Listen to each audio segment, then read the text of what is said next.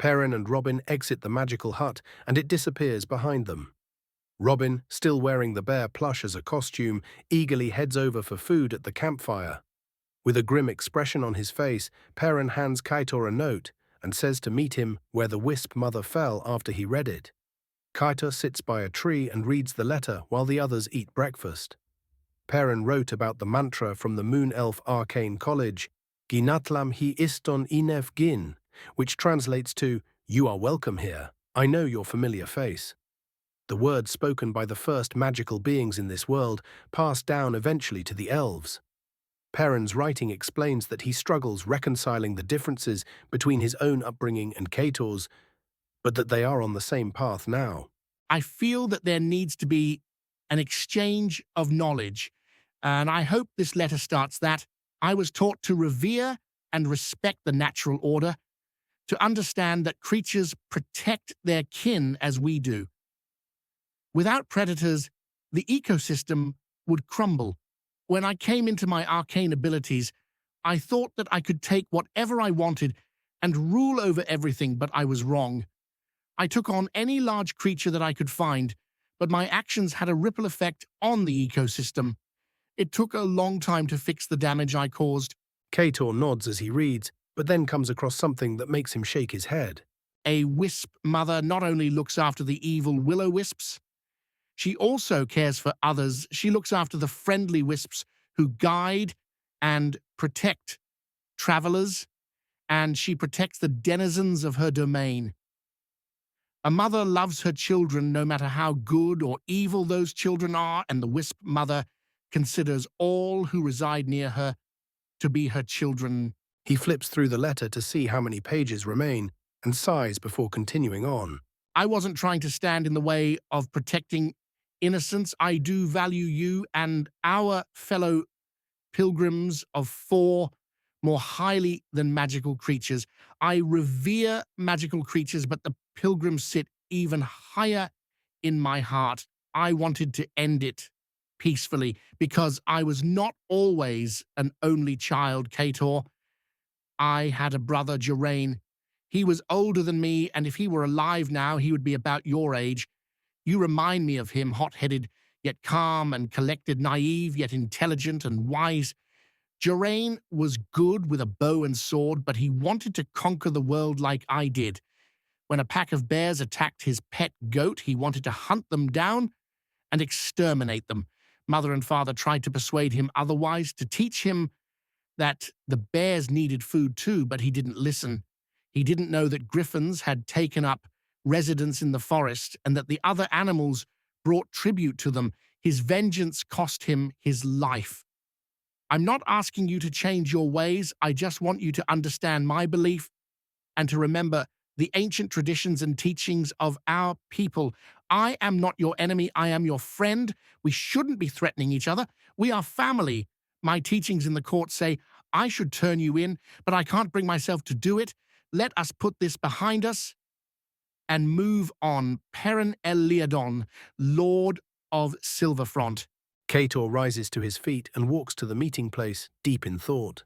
He says, I read your letter, but it did not address my concerns about your actions. You hold magical creatures in high regard. I view them as equal to other beasts. Their lives are all valuable, both predator and prey. I agree with that. However, I cannot treat creatures that kill without reason as innocent. I cannot condone wanton slaughter of innocents. This wisp mother was indiscriminately killing everything that got near her and actively luring things from farther away into her death trap. Frankly, I don't care if wisp mothers consider themselves evil or not. I care about the actions of individuals, not abstract stereotypes about a species or group.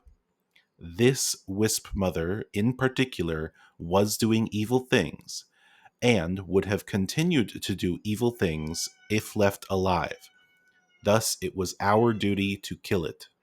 But if you keep attacking everything that does bad things, you'll get yourself killed, or you'll end up in an empty land full of nothing but corpses. Rebuts Piran. If we all did what you did, Elsa would be dead right now. This argument is getting us nowhere. You know a spell to read minds, right? Cast it on me. Ask me what I'm fighting for. Says Kator. That's not how it works. You just have to let down your mental defenses and think about something, and I'll see it. Good. Then let me show you what I've seen. Kator relaxes his mind and draws forth the vision from the gods. The fiery hellscape with shadowy demons ripping villagers apart. The city-sized claws reaching up from beneath and tearing the ground apart. The rip in the fabric of reality, hanging in the sky and flooded with monsters and lightning. Vampiric Tilly, old dead Kator, elderly Jack struggling and losing a magical battle. All over Four Corners, with the buildings burning and collapsing. However, Perrin doesn't see Four Corners. He sees his home city of Everesca in Silverfront. The land burns, shadowy demons slaughter unicorns and peasants, stone castles crumble, winged monsters fill the air. Death and destruction is everywhere. Perrin recalls his spell and looks at Kator with fresh understanding. You saw Four Corners and the tear in the sky? We're the only ones who can stop that from happening. Says Kator. I didn't see Four Corners. I saw my home, but there was fire and death everywhere. Says Perrin. Well, I don't pretend to understand how the gods work, but I think the destruction in the vision is not limited to just one town or country. I think it is the entire planet. We need everyone for the coming struggle. If Elsa died last night, the whole planet might have been doomed. We need you too, Perrin. You can't just abandon us when something is attacking. I don't care how much you revere magical creatures. Not when they threaten the pilgrims of Four. Says Kator. I don't skin everything we kill anymore. If I see something that is able to communicate, then I offer it the chance to surrender. If something flees or surrenders, I let it live. If we can restrain it and make sure it isn't going to wreak havoc once we let it go, then I'm all for it.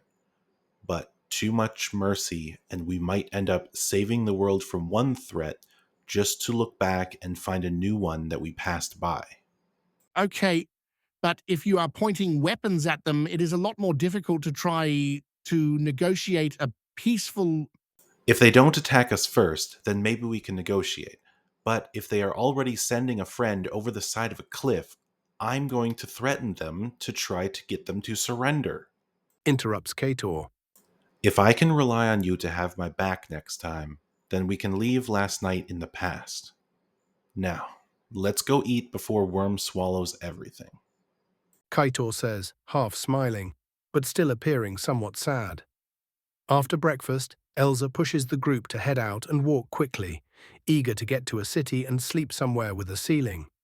As they walk, the pilgrims discuss the differing philosophies about judging the character of newly met strangers. Perrin continues to insist that all drow are evil, but every time he tries to describe what makes them evil, Kator and Bjorn both say that those descriptions apply equally to orcs as well. They attack civilians, take slaves, murder women and children. Says Perrin. As do orcs. Says Bjorn. Are you really saying that all drow are evil slavers? That not even one of them abandons that life? Asks Kator. There are millions of drow in the realm, and I've only met 3 that weren't evil. Says Perrin. 3 is not 0. Says Kator smugly. Yeah. Says Bjorn. I still think it's better to judge individuals on their actions as opposed to their race. Eventually, we'll cure you of your racism, Perrin. Says Kator. I'm not... Starts Perrin, but he stops when the ground shakes. What was that? The ground shakes again, then again. Several of the pilgrims hide behind trees and in bushes. Bjorn and Kator continue on the path, and Elsa braces herself. Last time this happened, it was just a friendly ent. Kator says calmly, then stumbles as the ground shakes and a giant hooved furry leg steps on the path in front of him. The giant elk steps forward, then raises up on its hind legs and braces its forelegs on a tree to eat from the canopy. The pilgrims hear the cracking of leaves and branches from above, and several of them shout out, "Run!" as they race forward past the elk. Behind them, several seconds after the crunching sounds, twigs and tree branches crash into the path and shatter, small compared to the mouth of the giant elk, but still easily large enough to crush the entire group under just one of them. Once they were out of hearing range, the pilgrims slowed to a walk and proceeded north for several more hours. Eventually they came upon a line of trees so close together that they touched.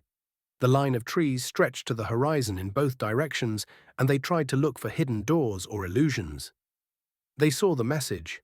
To enter the city, speak the letter I, then spell cup, then say funny colors. Bjorn follows the instructions, I see you pee funny colors. and hears faint laughter in the distance. He repeats it in an orcish accent, and hears much louder laughter. A high elven guard walks through the illusory wall of trees and welcomes the pilgrims into the city.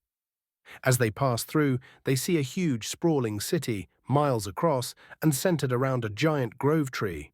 Connected to one side of the grove tree, there is an opal stone castle, which seems to be the center of business for the town.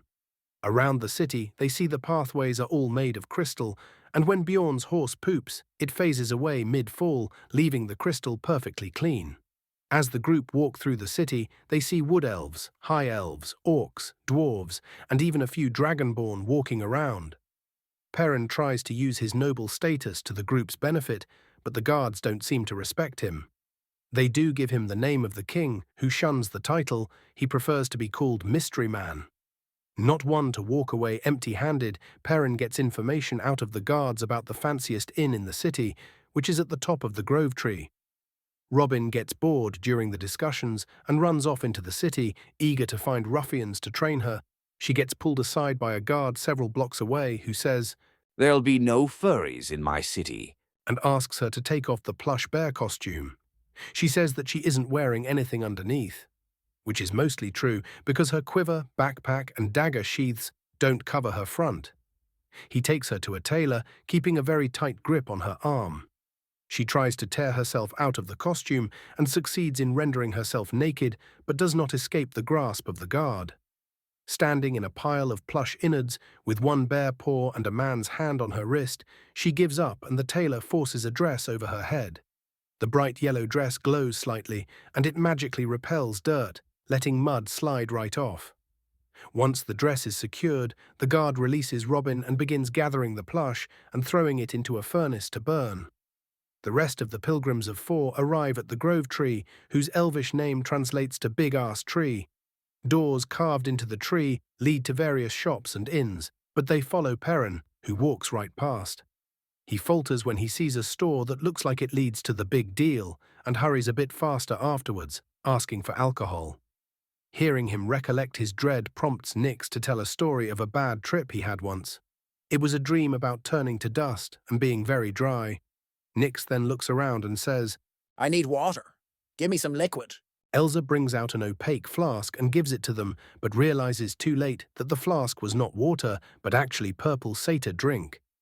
Kator sees this and questions. Elsa, that purple stuff, is that an aphrodisiac? I just ask because I don't know what happens to Nyx when he's, aroused. Nix chugs the entire flask, and when he reappears from the depths, his hair is clean and slicked back. His voice is deeper, his skin smoother, his speech more posh. No illusory top hat this time, though. Nix runs off to a bar, and the pilgrims take bets on what will happen, I bet 5 gold he gets at least 2 women. says Elsa. I bet he gets at least one non-gnome. Says Perrin. I bet he gets at least one man.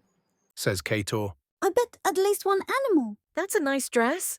Remarks Elsa. When they arrive at the bar, Nix is just finishing a story, And I said, Kator, lick the frog. which causes an uproar of laughter from the crowd of patrons gathered around Nix. Kator keeps a low profile and lets Perrin do the talking, securing a room in the penthouse and a guard escort to lead them there, Agnes will lead you up the stairs. says the concierge. Much to Kator and Jack's surprise, a familiar face walks out and leads Perrin up the stairs. In her full slated metal battle uniform, the massive half-orc female Felonir Rilm, answering to Agnes, leads the pilgrims up to their suite and shows them the skylight.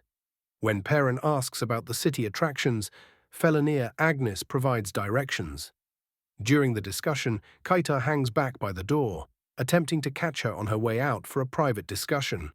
As the others head to their separate rooms within the suite, and Felonir Agnes turns to leave, Kaitar stops her and asks as quietly as he can.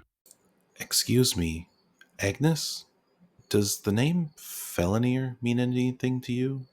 Her response is immediate. She grabs him by the neck of his shirt and lifts him a foot in the air to be level with her face. Keep quiet, you little shit. I'll send communication later. She says in a gruff voice that is a stark contrast to the posh accent she was putting on for the guests. Kaitar nods sheepishly and she puts him back on the floor. Bjorn heads out to a local orphanage to get in contact with the church. Jack and Perrin head over to the Wizard College to sign up for classes. Elsa tells a story to the remaining pilgrims as they wait for dinner. The Golden Five, adventurers of old, were contracted to hunt down a witch and rescue a prince that she had kidnapped. However, when they arrived at the witch's abode, they were greeted by a friendly maid, who brought the witch to the door. When the Golden Five talked to her and heard the prince explain for himself that he was there by choice, they conspired with them to please the king without returning the prince. The witch turned her tabby cat into a man who looked similar to the prince, and the Golden Five brought the cat man back to the king, who made him the first mayor of Four Corners. Just as the story ends, Jack opens the door, hears something about a cat man, turns around and walks back out. The pilgrims hear a noise at the door, and Kaitar finds a letter addressed to himself, and Jack had been slipped under the door. He opens the door and catches Jack just a few steps away. He quickly convinces Jack to come back, and they read the letter in the hallway next to the door, unknowingly within eyesight of Felonir. Dear jerkwads, WTF are you doing here? You need to go home. You will die here. I almost died here, and I'm way meatier than you. We should talk. Meet me at the Weeping Willow at 8 p.m. sharp. You know what will happen if you're late. As they finish reading the letter, Agnes Felonir walks up with a cart of food and brings it into the room. Jack and Kaitar go inside and Elsa invites her to dinner. Meanwhile, at the orphanage, Bjorn finishes telling a story about Kaitar licking a frog, and the children laugh, and he sees Robin try to sneak in wearing the new glowing yellow dress. After a brief bad influence, urging the children to steal things, and a brief good influence, urging the children to share anything they find, Bjorn and Robin head out in separate directions. At the Wizard College, Jack signed up for classes quickly and headed back to meet Kaitar and read the unexpected letter. Perrin stayed behind a bit longer due to complications. At one point he walked back to the suite, left his staff and went back to the Wizard College. Eventually he figures out he has to come back tomorrow to inquire about more unique training requests, and he heads back for dinner. On his way up, he chugs a bottle of elven wine, and as he walks past the dinner table, he takes half a turkey and 4 bottles of elven wine and stomps off to his room. Interesting friends you have here, Says Agnes Felonir. Yeah, that's a long story, but what have you been doing for the past few weeks? Asks Kaitar. Felonir explains that she paid Heoth, the warlock from the Frog Temple, to bring her to Doulathanorian. After the pilgrims left Four Corners, the situation got worse, fast. The frog cult took over the town and killed pretty much everyone who didn't skip town.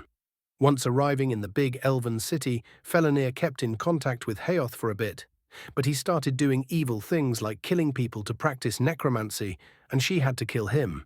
That was about 2 weeks ago, and I've been working here as hotel security ever since. Bjorn arrives and sits down to eat during Felonir's story, but Robin heads to the shopping district and finds a warlock shop with a nice cloak. Despite the huge bag of platinum she had been given from the party loot by Jack, she couldn't afford the cloak, but offered to do a quest for the warlock in exchange for the cloak. He is hesitant, but sees through the little girl facade to the thieving rogue and offers. There is one thing I need that I can't get myself, the fingers and rings of the old king. He explains that there is a burial site in the catacombs below the big ash tree.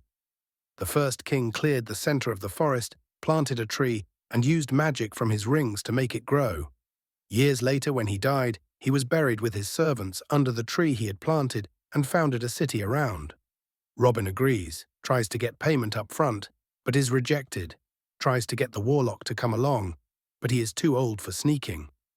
Then Robin heads to the library to read a bit more about the king and his rings before going to steal them. The librarian named Rita Book helps Robin to find a large tome, which includes a map of the catacombs and information about their current operations. Infested with walking skeletons, the catacombs are kept sealed and under guard at all times. Tourists are allowed to go down to see the old king, but they must be escorted by guards, and they are not allowed to wander into the side paths, which are not kept clear.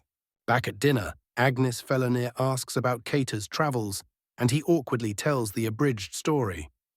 Well, Elsa is a monk, Perrin is a wizard like Jack, Robin is a little gnome girl who's really good at lockpicking, Bjorn's a paladin, and Nyx is not usually as handsome as he looked tonight. He is normally a druid with twigs in his hair and constantly either smoking or licking the frog named Worm. How we met? Well, that's a bit of a thing. How much do you know about the gods? I don't know much, but I've seen some things. I guess I should start with the weird floating time traveler in a cloak that snuck up on us outside of Rotidido. At the time, Jack and I were with a slightly different group, and there was this nice dwarf cleric who was asking questions, and the time traveler gave her a white helmet inscribed with strange symbols. It was smoother than wood, but lighter than metal. Time travel is a funny thing, you know. Even after you do it, you still don't understand it. We were still in Rotidido when we got a vision from the gods that changed everything.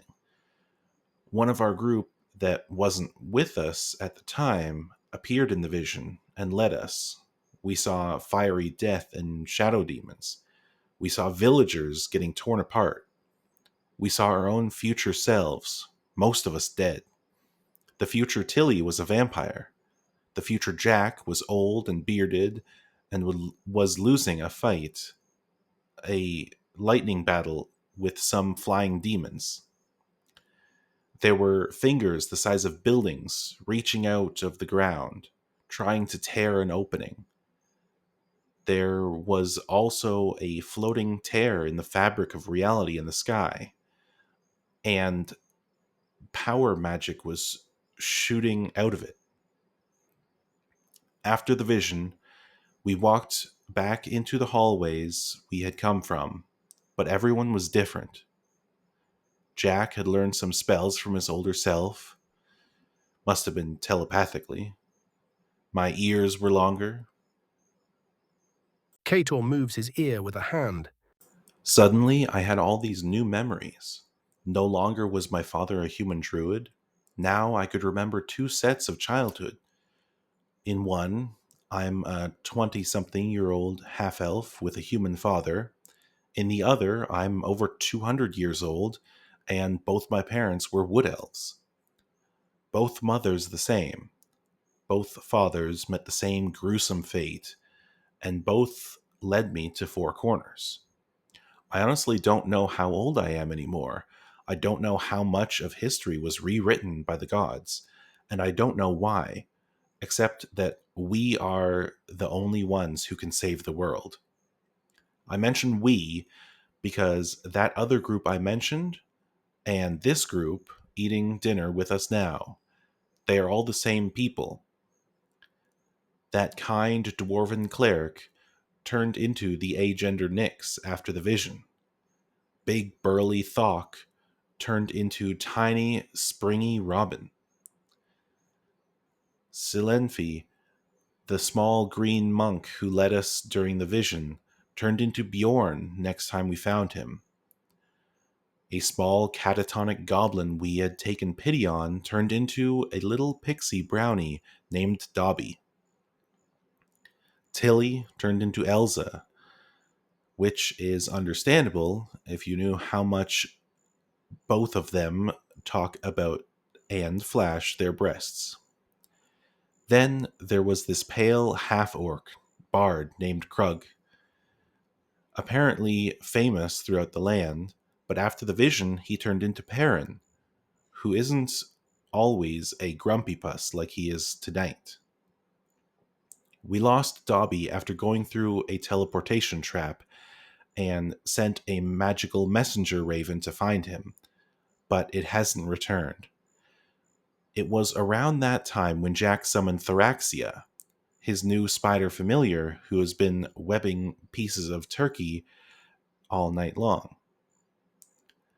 Everyone but Jack and I only remember one version of events.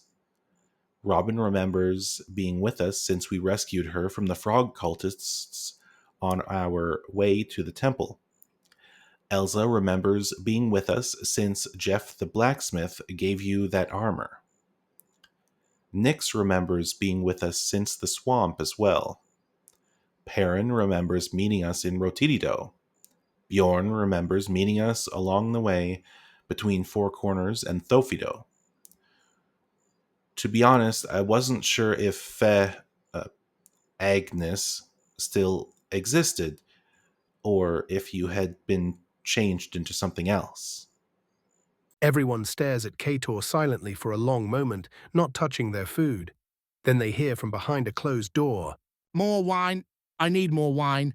They joke a bit about how Jack used to get killed almost every day, but then he coughed up a 2-foot-long leech, and he hasn't gotten close to dying since. He only came close to dying maybe 6 times in just as many weeks, since we parted ways back in Four Corners.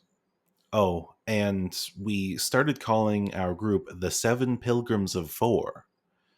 But if you're interested in joining us, we could be the 8 Pilgrims of Four. There are a lot of prophecies about heroes coming from the Four Corners to save the world, and judging by the way it was written, we're pretty sure it's talking about us, from Four Corners, says Kator. After dinner and after more wine for Perrin, most of the pilgrims sleep in the common dining room, but Perrin goes to his bed and finds a sleeping Nyx there.